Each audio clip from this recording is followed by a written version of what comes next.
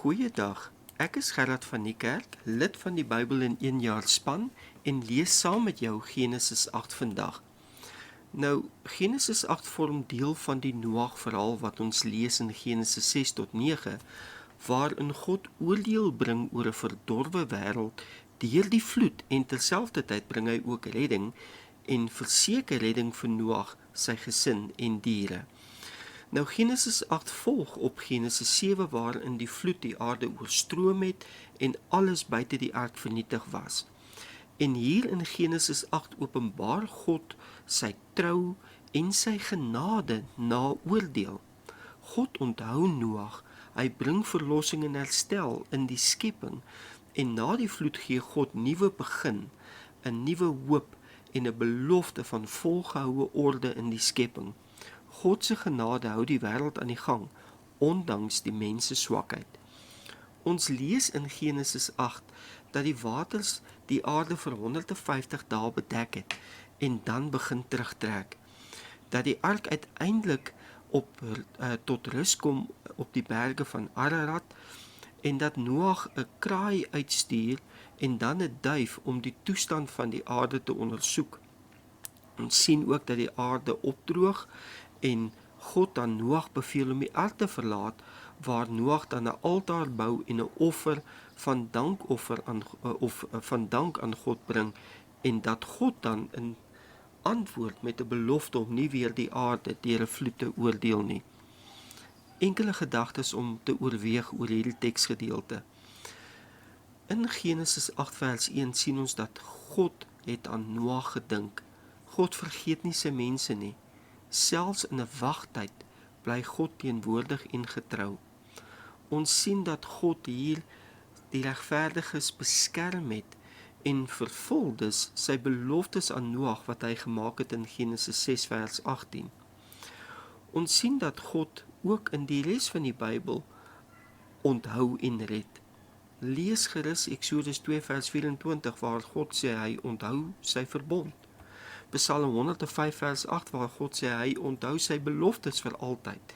En in Lukas 1 vers 54 tot 55 waar God sy barmhartigheid onthou oor ons. Ons kan ook dink aan die feit dat God soewerein is. Hy beheer die natuur en die geskiedenis.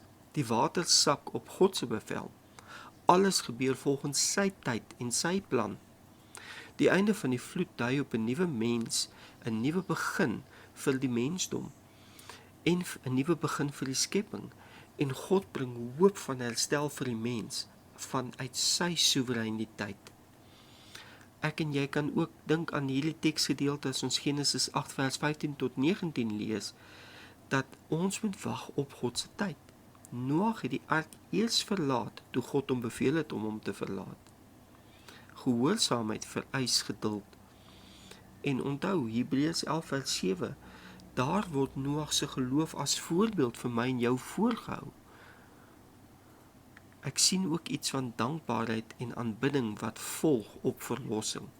Genesis 8 vers 20, Noag se eerste daad is een van aanbidding.